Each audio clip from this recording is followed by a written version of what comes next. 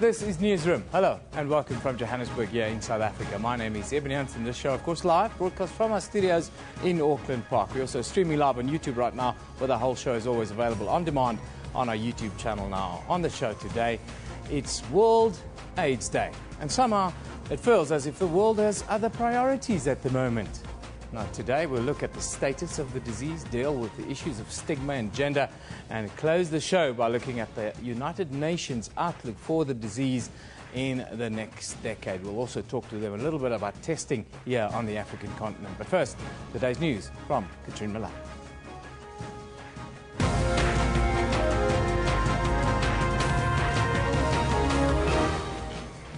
Well, hello and welcome to Newsroom. I'm Katrine Milan, and let's just take a look at the news making headlines this morning.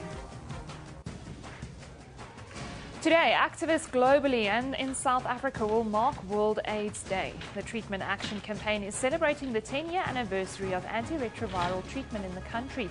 Earlier this month, the organization launched a fundraising campaign saying it was in financial difficulty and was hoping to raise 10 million rand by today. Meanwhile, the South African National AIDS Council says the focus on World AIDS Day in South Africa this year will be on zero stigma and zero discrimination, as well as working towards zero new HIV infections and zero AIDS-related deaths.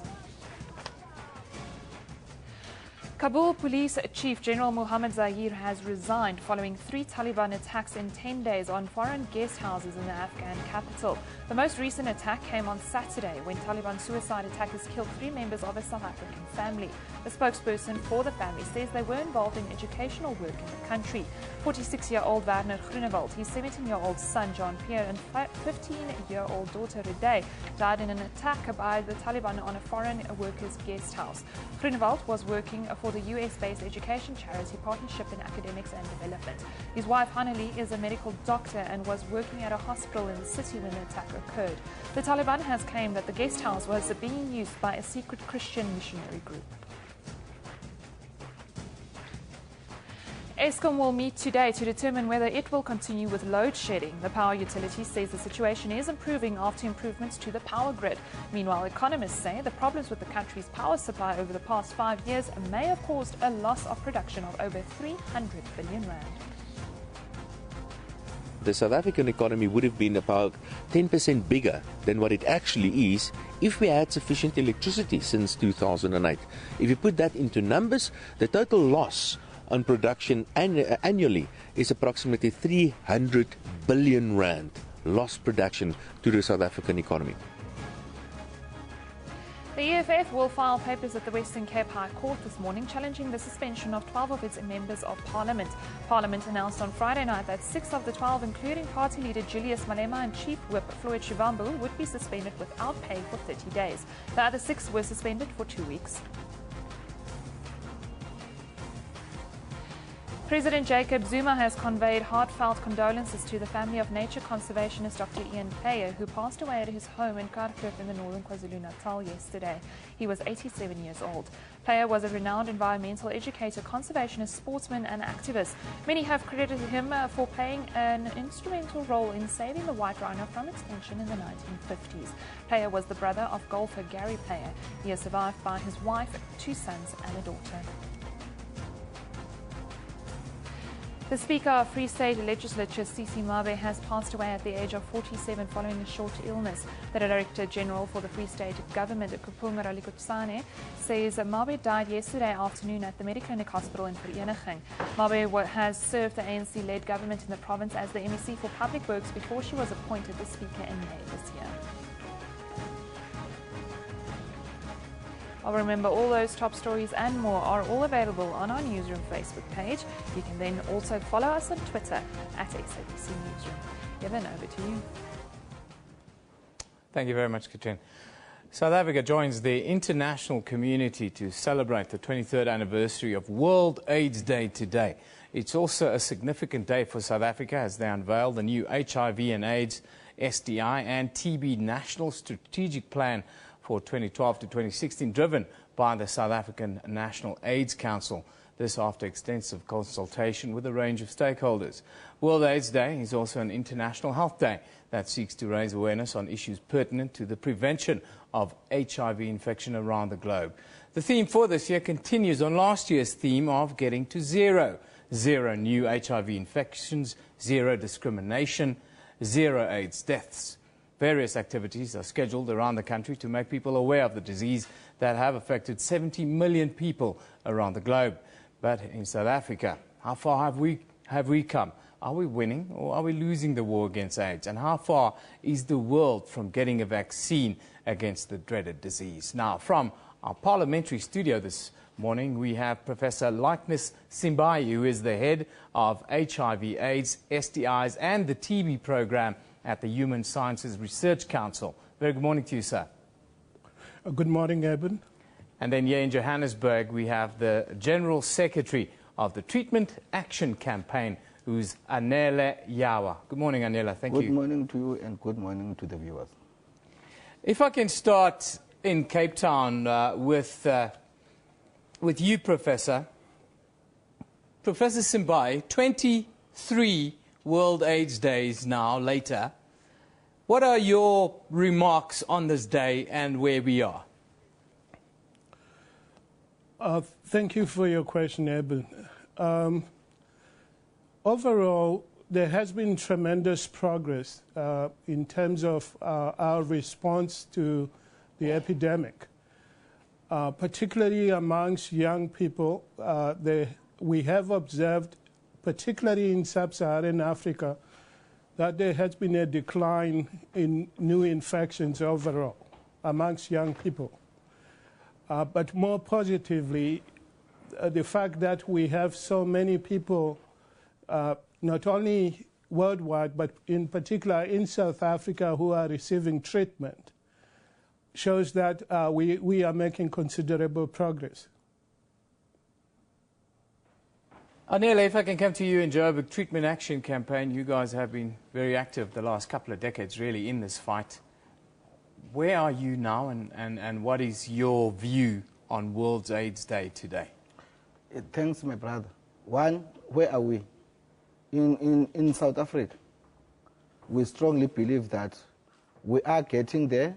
However, our fight against HIV and AIDS is not over.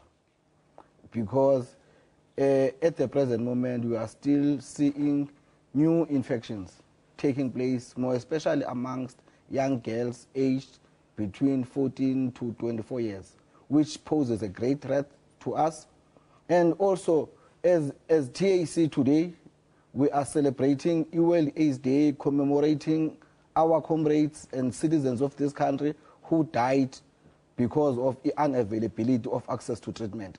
So TAC will be celebrating 10 years of antiretrovirals in the public health system, and also we will be having a reunion of all the activists who were in the forefront in our struggle for access to treatment. That's what we will be doing today. Professor Simbai, I'd like to come back to you. South Africa is currently sitting at around 400,000 new infections per annum.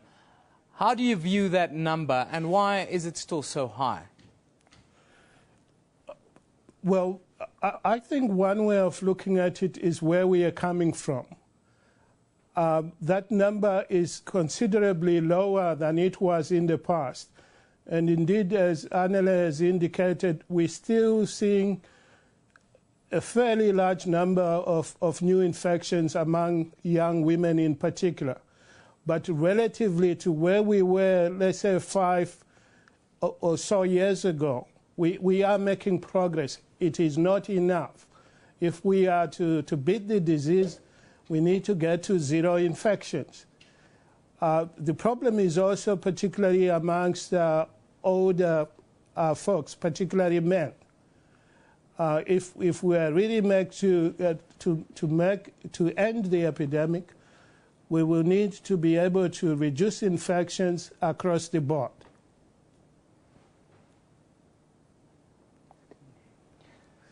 We're talking about 400,000 new infections. How do you see South Africa bringing this number down annually, Anele, or what would you like to see happen here in South Africa over the next decade? One, as people of South Africa, both government, civil society, and responsible citizens, we should begin to say each and every day is a World AIDS Day. How we do it at TEC, we've got branches across the country. We've got members who are always on the streets, mobilizing communities, doing door-to-door, educating people around HIV and AIDS, why it is important for people to adhere to prevention and also use condom.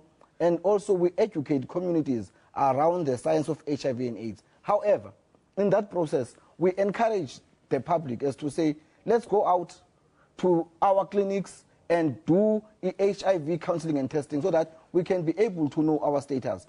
But on top of that, as I've said, the vulnerable group is the young girls at the age of 15 to 24 years. What does that mean? In South Africa, we've got a high number of teenage pregnancies.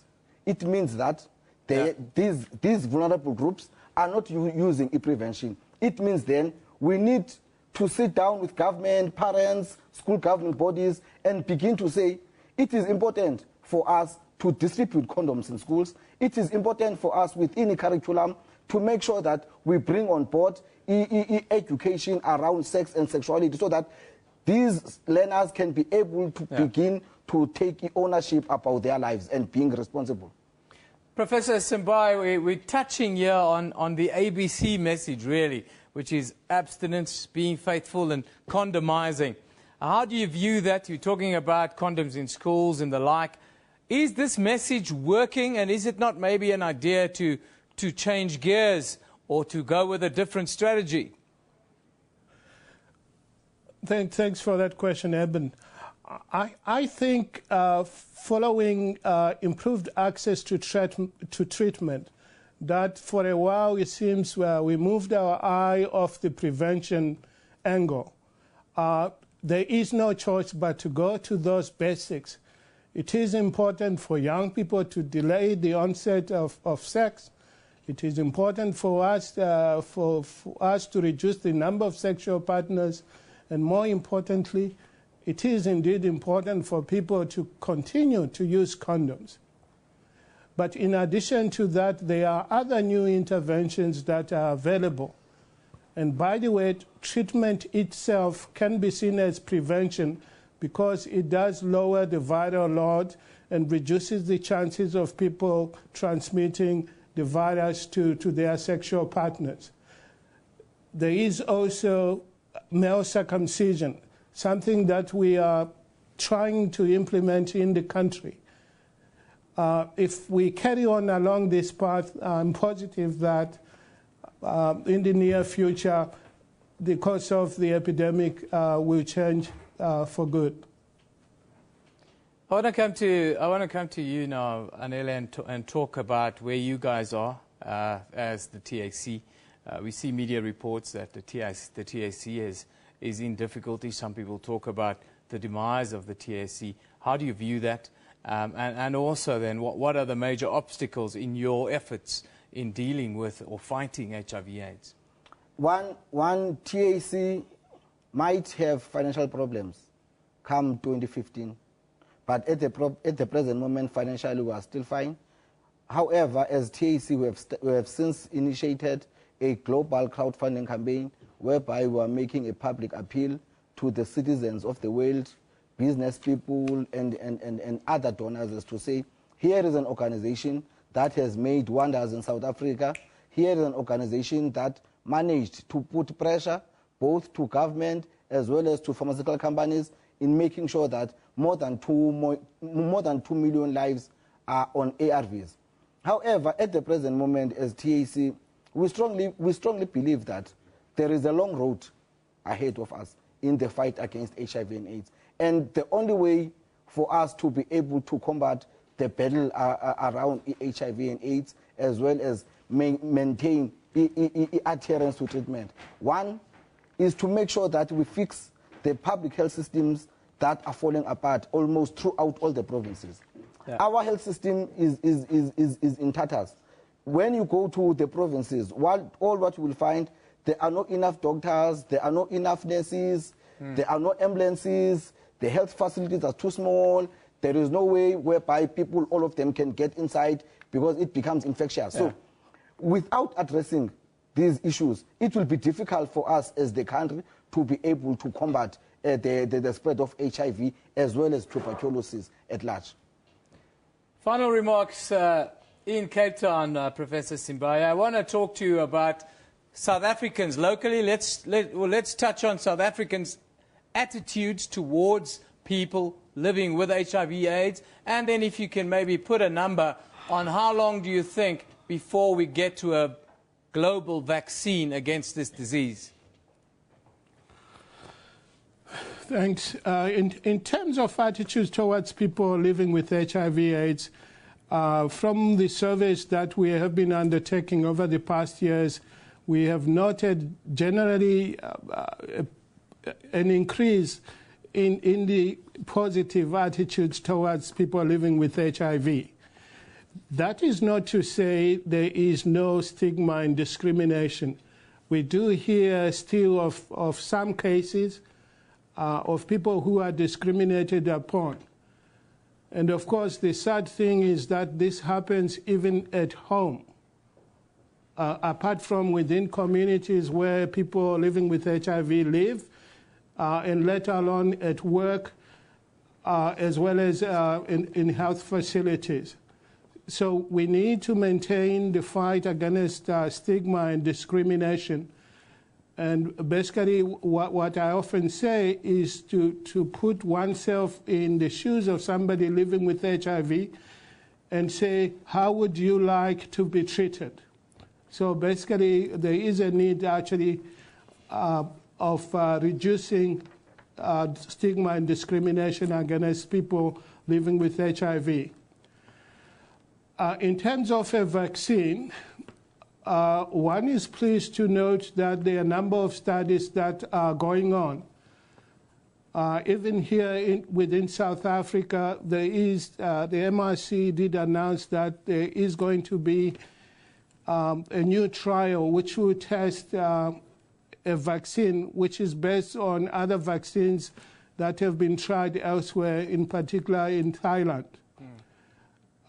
There are other initiatives. There are people who are developing molecules of substances which have the potential to be developed, but that process might take longer. So there is work going on across the world as we speak, trying to find a vaccine against HIV. Thank you very much for joining us today, Professor Likeness Simbai, who is the head of HIVs, STIs and the TB program at the Human Sciences Research Council. Thank you very much for joining us. That's from Parliament, and of course joining us here from the Treatment Action Campaign, the General Secretary, Anele Yawa. Thank you for joining us this morning. Let's take a quick look at how you view this World AIDS Day. At SABC Newsroom is where we've been taking the tweets. Austin says, if you've ever engaged in sex, always get tested after. Know your status. Hashtag World AIDS Day. Maybe you should use condoms. Malika Shonga says, I speak about my community and the dangers of sexual violence and HIV to churches at conferences because they are silenced on this World AIDS Day. Craig White says, know your status. Get tested. Yes, no stigma. The instigator says, every one of us lost a close relative or two to HIV and AIDS. Let's stop the stigma and discrimination. Know your status. Hashtag World AIDS Day. Nebuchadnezzar Alpha says, if you cannot voluntarily undergo HIV testing and counseling, then do not impregnate or get impregnated. He says, and then Olweto Diliwe. Well, we missed that one, unfortunately. Now, we move on. Marking World AIDS Day today, on the show, we are joined by Magafula Velakazi, a Kasi poet and conveyor of tales from the neglected locales here in South Africa. He joins us in studio today, sharing some of his words about AIDS on this day. Usis Betty grew thinner and coughed her blood out. Bald-headed now. Bamlach, A Pem figure, silver necklace, Hansa, Pilsner, Smirnoff Ice, Mabebeza, smokes Peter Stuyvesant, the pill and made loyal lover, Maravaza Mtembu cry over an alleged affair no newspaper delivery event boy, while a grand babies waited patiently in the silent shack with their mouths wide open, waiting for the raindrops sipping through the holes in their roof to quench their thirst, and praying to the slaved and gone ancestors to give them strength. Tell me, is it an insult if little girls in Jim Tangaras run each time they see our friendly high school principal in Tate Sinamel? Only Lindy Matonsela. Only Lindy Matonsela, struck and dismayed by the thought of delivering a third baby in 3 years. Only Lindy can tell why they run. 2:30.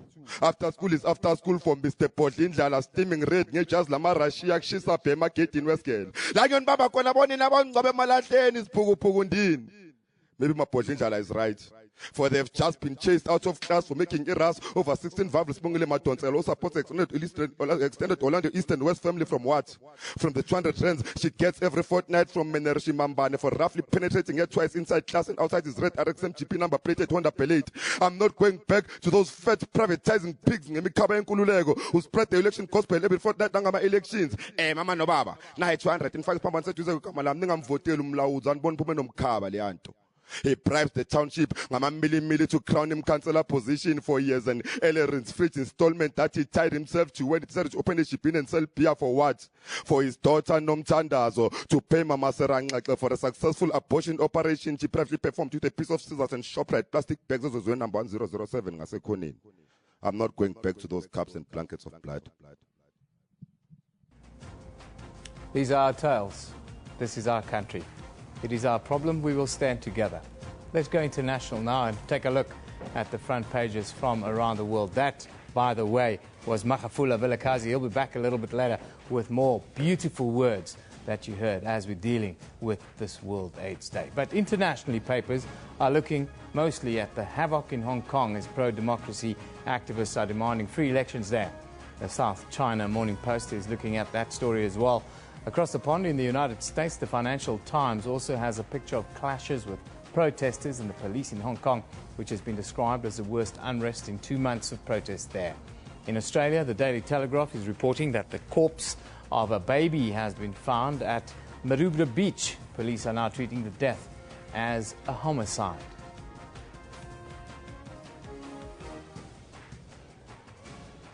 Before we go to an ad break, let's just have a look at what's happening across the country. Today, in Johannesburg, Human Settlements Minister Lindiwe Sisulu is speaking at the National Human Settlements Youth Summit at Gallagher Estate in Midrand.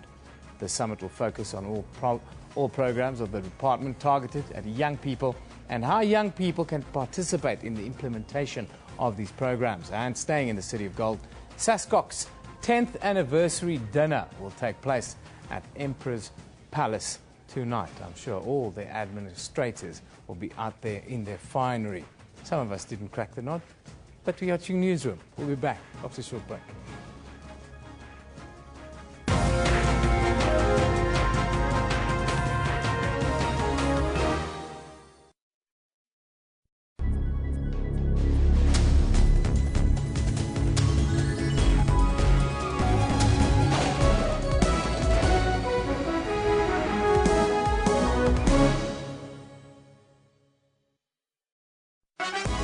The Kenyan actress is the first from her country to win an Academy Award. Her Best Actress Oscar win has inspired many in Kenya. Nyong'o's victory has made the headlines in all of the country's newspapers. This was Nyong'o's first role in a film after she had completed postgraduate studies in America. Players in South Africa's music industry will attend the music exchange program in Cape Town, South Africa. We as Africans, we have to embrace what is unique about us and about our music. That's Afro Showbiz News, Saturdays, 7:30 p.m. on SABC News.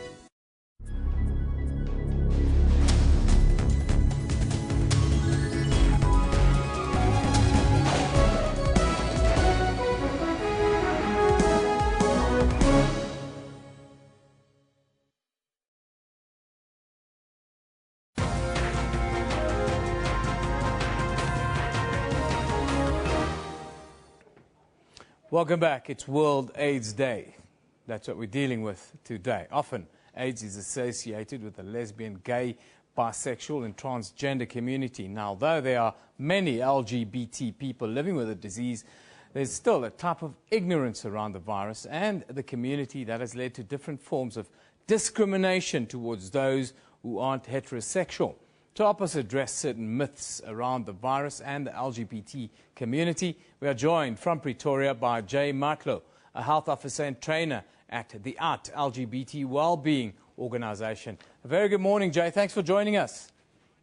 Thank you for having me again. Jay, tackle this scenario head on.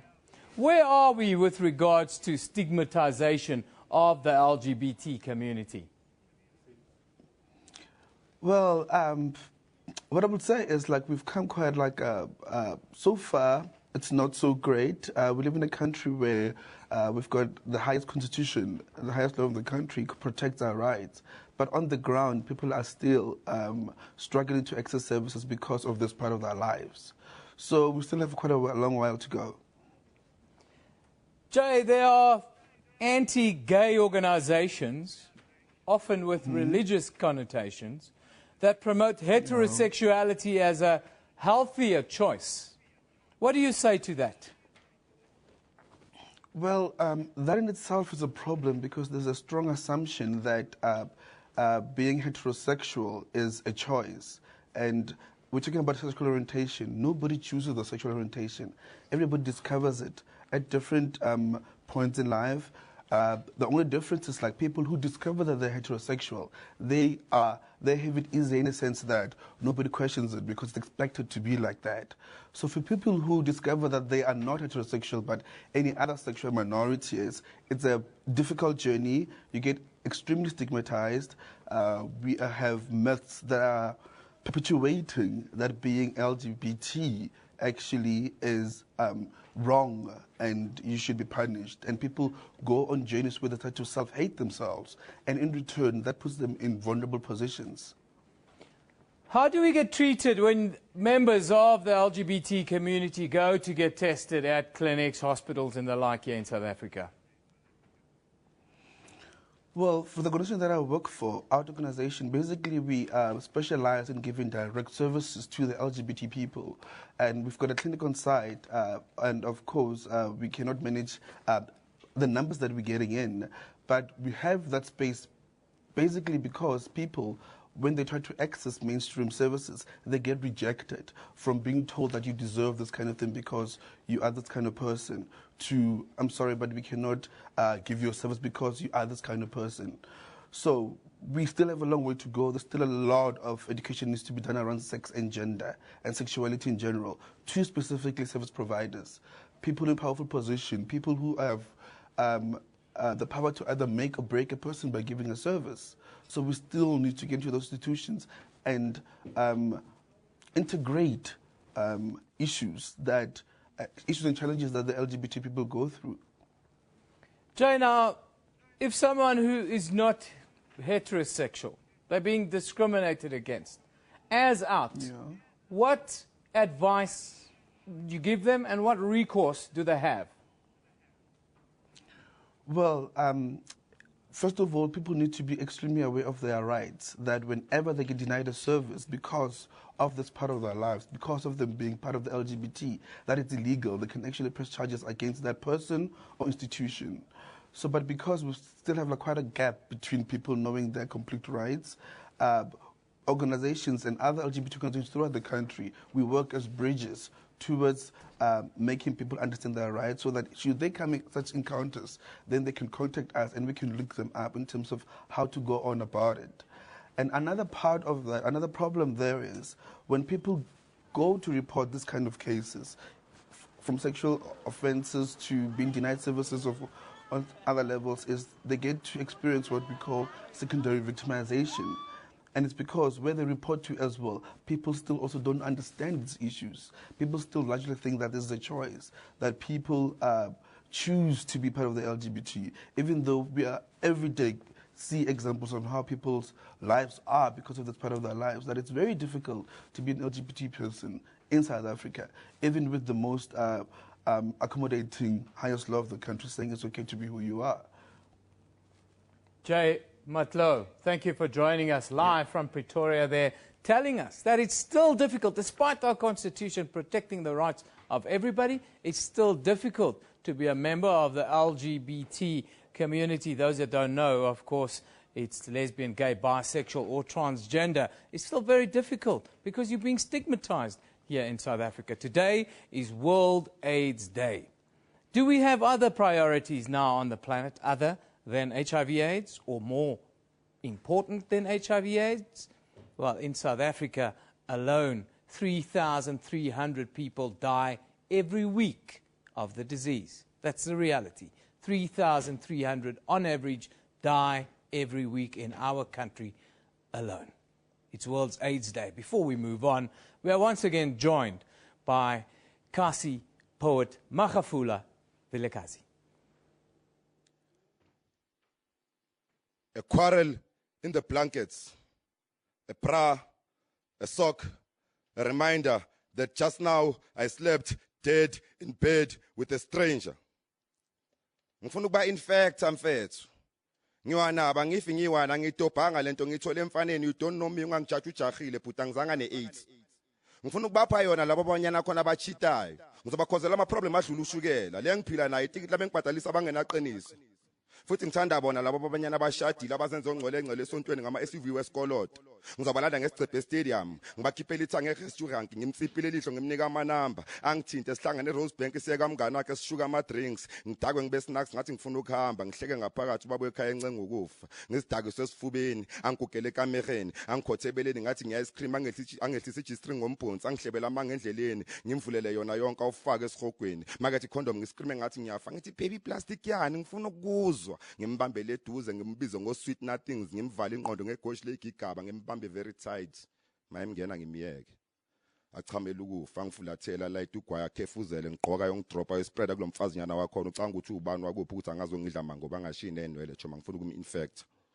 Angifuna ukusebenza, ngizothi ngiyenzani esikoleni asinamsebenzi isidumbu esifundile.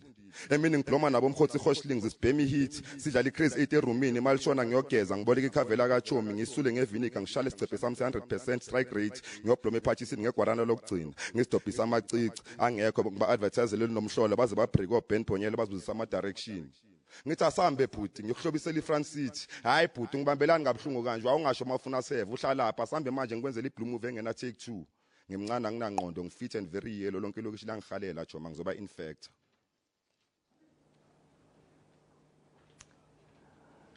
Well, that's the people's poet now on World AIDS Day. Some powerful words, very touching indeed. The imagery really apt for what we're dealing with today. Now, people don't disclose their HIV status because of the stigma associated with the virus. Not only that, it also limits the efficiency of the HIV testing program across the world. The stigma also leads to denial in the way in which newspaper obituaries avoid mentioning the cause of death. Now, today we talk to Griselda Kananda, a radio and TV personality here in South Africa, motivational speaker, business owner, and a mother who's been living with the HIV virus for over a decade. She speaks to us on how she overcame the stigma associated with the virus. Very good morning to you, Griselda. Thanks for joining us. Thank you. Thank you for inviting me. What is behind the HIV/AIDS discrimination and stigma? I actually, each time I'm asked that question, I'm never too sure how to respond, because stigma and discrimination are part of us as living beings. Since time immemorial, you would know that when you are of a different color group, race group, you would be discriminated based on your race. When you are from a certain traditional practice, you will be discriminated by people who don't understand your practice. Yeah. Coming from South Africa, many people know that when you are from the north and a bit darker in your skin color, you would be discriminated against for being from up north. And it's always been amongst us. I guess the biggest challenge is what we teach people on how to respond to being stigmatized. Because my response to whatever thing that you perpetrate determines whether I live or die from whatever stigma. Your personal journey, how did you cope and come to terms with the HIV stigma? Personally, I've always believed that when somebody says something about me that is not fact, that is not true, it is their opinion. And if I allow that to affect me, it means I believe them. There's something about me that says whatever it is that they're saying is true, or perhaps there's something that I need to deal with as an individual and hence being affected. So in my journey, having lived more than a decade with HIV, I've never actually experienced stigma that would affect me that I don't function. But I've always seen them as opportunities for me to teach more, or as opportunities for me to enlighten more, as opposed to an attack against me or towards me. Why do you think, not just in South Africa, but pretty much all over the world, if a family member dies, we never want to say out loud that this was the reason of death. It's always something else. Is that social pressure? Is that part of the problem? But we confuse people because, remember, people don't die of AIDS. I'm infected with HIV, and my body's ability to fight infections is under attack. And the weakest part in my body will be affected by being infected with HIV. And that means whatever opportunistic infection I would be exposed to, be it TB, pneumonia, is what will kill me, not the acronym AIDS. And therefore, when a person dies of an AIDS-related condition, we focus on the condition in order for us to put resources, allocate resources adequately to address whatever health challenge we may be having in our midst. Because when we only focus on this person died of AIDS, how do we know which disease amongst the 30 that have been identified within the syndrome? Because it's an acquired immune deficiency syndrome, meaning it's many diseases because of an immune deficiency. When you disclosed your status, were you treated differently from that point onwards? Well, I look at now, I'm actually so glad that in your intro you said Crisalda, radio and TV personality, and many other great achievements and great things that I continue to do in society. Other people choose to just say an AIDS activist. And that says you confine me to this box. I'm not a broadcaster, I'm not a media practitioner, but rather just an AIDS activist. And that on its own is part of stigma, and it's people who perpetuate these things. I never focused on how people treat me differently, but I focused more on what I needed to do to change the status quo. Coming from a nursing background, when I discovered my status those many years ago, I mean, there weren't resources readily available. I've had to dig deep and search and do my own research, use the information to personalize any other risks that were involved. And I've had to just do the soul search, do the work, and I decided to then, create a space where I'm going to empower others and help them to make informed decisions. It's now the 23rd World AIDS Day. Really? Yes. That long ago. That long ago. The biggest challenges you think that people living with HIV still face in the world today, what needs to change? I think, looking at the World AIDS Day messaging now and the theme is telling us to focus more on stigma. And, when I listen to what's been communicated out there, it's mostly focus on stigma of others towards the infected. And I would like us to focus some energy on the self-stigma, because many people die, perish, they become shameful, helpless, hopeless because of self-stigma. That once I'm diagnosed with this viral condition, because it's sexually transmitted, therefore it feels like the whole world is judging me for having had sex. And we need to get to an environment. I mean, I was listening to the poet earlier on. It's that gruesome, it's that tragic that we now view something that is so beautiful. I mean, sex is a beautiful gift that we receive from our Creator. Yes. And we've now demonized it from, trying to learn about a viral infection that affects one's ability to fight infections. And we need to then go back to those basics. What's missing currently, 23 years later, is us creating messages that will help individuals to personalize the risk of HIV infection. That it's not about those people, the government and everyone else, but it's about me. That in this environment where we have in our midst a viral infection that affects people's ability to fight infections, What is my personal risk and how am I going to prevent it? And do I know what to do in the eventuality of being exposed? And do I know where to find assistance? And I think, in our plight, in our quest to educate, we don't empower the individual on beyond positive, where to from there. Yeah. Well, thank you for joining us today, Griselda. Very, very deep words. I like the bit that you said a little bit earlier about I'm not an age activist. No. I'm probably firstly a mother. Should go backwards. Then a business absolutely. owner. Absolutely. Then a TV and radio personality and motivational speaker. Because remember, when you're an activist, I can be a human rights activist because I'm activating on human rights. Yes. Now, AIDS activist for me means I'm activating AIDS. And I am doing that. I'm promoting and teaching about wellness and well-being. Fantastic. Thank you for joining us today. Very, very, very pertinent to the conversation we're having today. If you have your own issues, don't make it other people's, please. Yeah.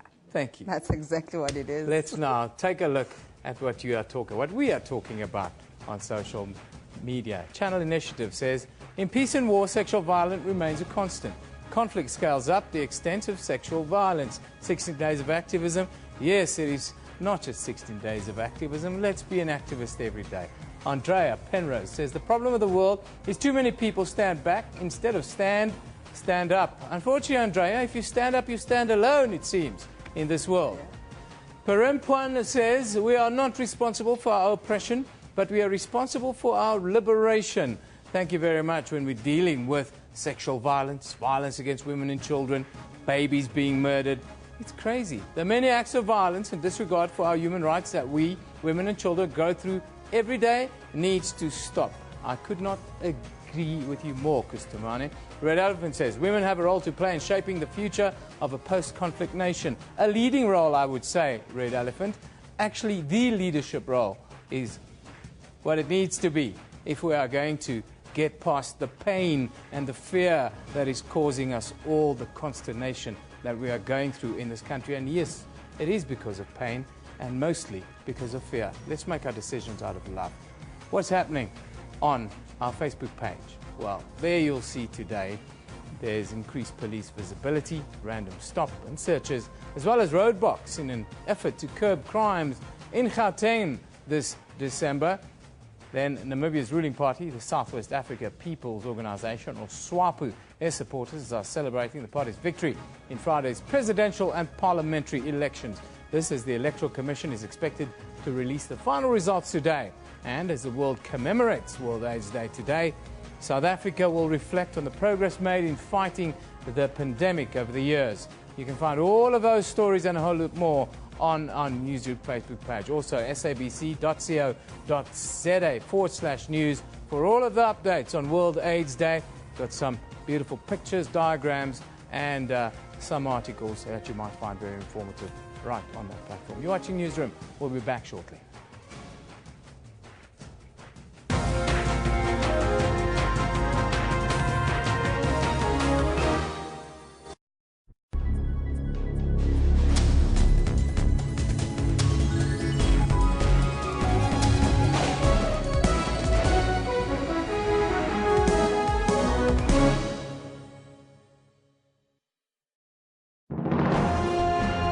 Zoom into Africa. This is the Republic of Congo. The president is Mr. Denis Sassou Nguesso, got independent from France on 15th August in 1960. The population is more than 4 million people. One of the major languages spoken is French. Monetary unit is CFA. SABC, sharing 20 years of inspiration.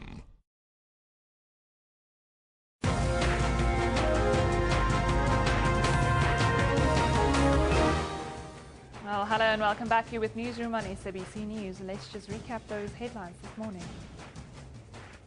Today, activists globally and in South Africa will mark World AIDS Day. The Treatment Action Campaign is celebrating the 10-year anniversary of antiretroviral treatment in the country. Earlier this month, the organization launched a fundraising campaign saying it was in financial difficulty and was hoping to raise 10 million rand by today. Meanwhile, the South African National AIDS Council says the focus on World AIDS Day in South Africa this year will be on zero stigma and zero discrimination, as well as working towards zero new HIV infections and zero AIDS-related deaths. Kabul Police Chief General Mohammed Zahir has resigned following 3 Taliban attacks in 10 days on foreign guest houses in the Afghan capital. The most recent attack came on Saturday when Taliban suicide attackers killed 3 members of a South African family. A spokesperson for the family says they were involved in educational work in the country. 46-year-old Werner Groenewald, his 17-year-old son Jean-Pierre and 15-year-old daughter Rodai died in an attack by the Taliban on a foreign aid workers guest house. Groenewald was working for the US-based education charity Partnership in Academics and Development. His wife Hanali is a medical doctor and was working at a hospital in the city when the attack occurred. The Taliban has claimed that the guest house was being used by a secret Christian missionary group.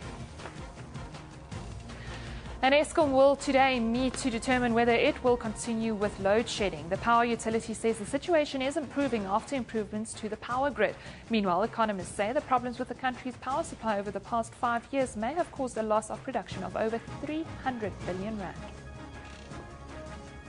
I'll remember all those top stories and more are available on our Newsroom Facebook page. You can also follow us on Twitter at SABC Newsroom.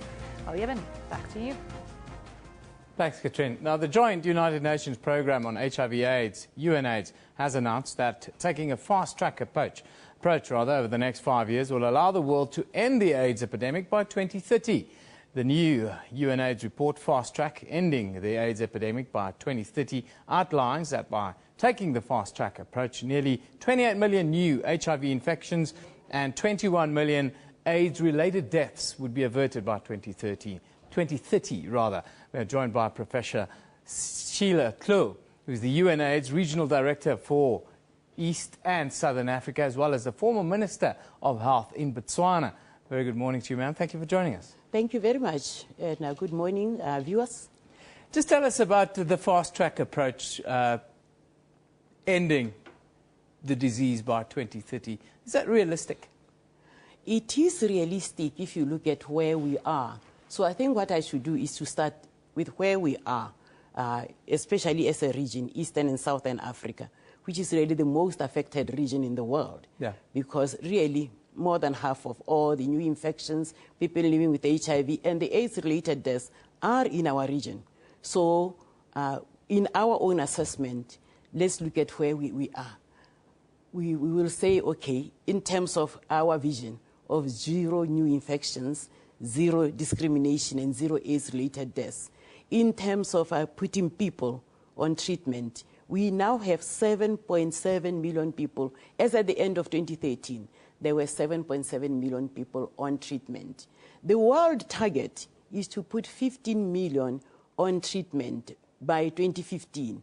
And the Secretary General this morning reported that we have already 14 million. So that if we put those 14 million people on treatment, we know that we are also averting AIDS-related deaths as well as some new infections. So in our region, we've been able to scale up 7.7 million.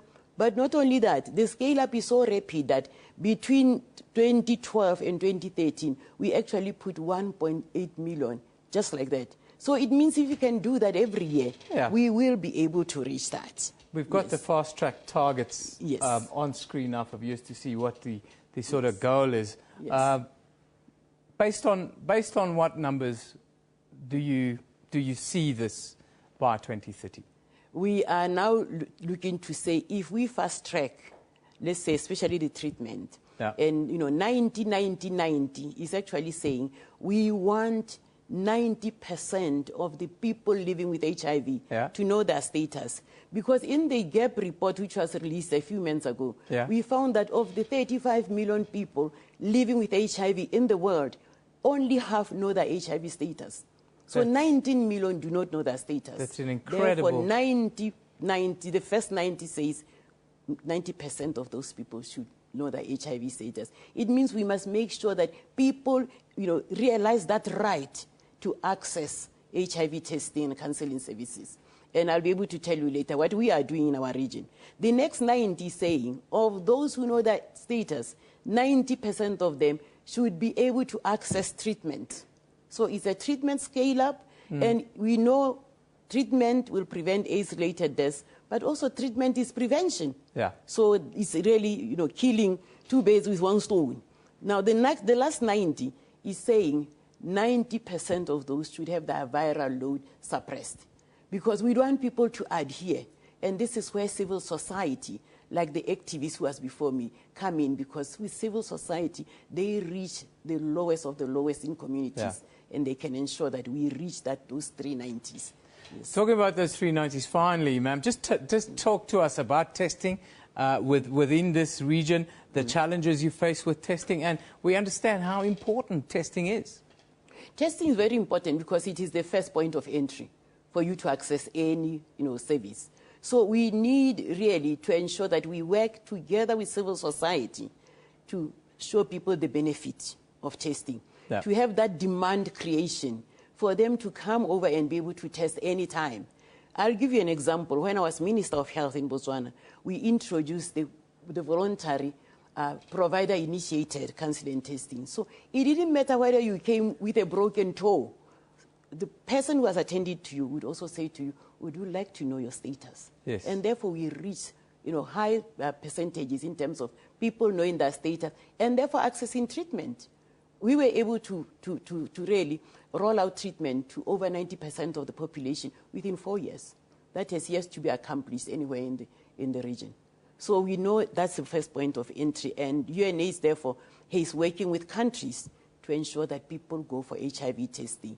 In fact, the past 2 days, on November 29th, we had 7 countries. That's Botswana, Namibia, Lesotho, South Africa, Tanzania, and Ethiopia, rolling up and actually having HIV and cancer campaigns to just see how many people can be tested if we really put our efforts within an 8-hour period. Ma'am, thank you for joining us today. We've run out of time, unfortunately, but it's really a scary statistic that more than half of those people around the world, most of them in Africa, in Southern and East Africa, don't know that they are living with HIV/AIDS. That's a very, very scary statistic. Thank you again. That's Professor Sheila Tlo, who is the UNAIDS Regional Director for East and Southern Africa, as well as a former health minister in our neighbouring Botswana. Thank you for joining us again, ma'am. Newsroom is broadcast live from our studios here in Auckland Park, Johannesburg, every weekday morning between 9 and 10 a.m. The show repeats at 2 in the afternoon with a special rebroadcast at 5 a.m. the following morning. We're also live on YouTube the entire time with the show available on demand on our YouTube channel. This has been a special World AIDS Day broadcast. You've been watching SABC News. This is Newsroom. You know, we love it in the morning.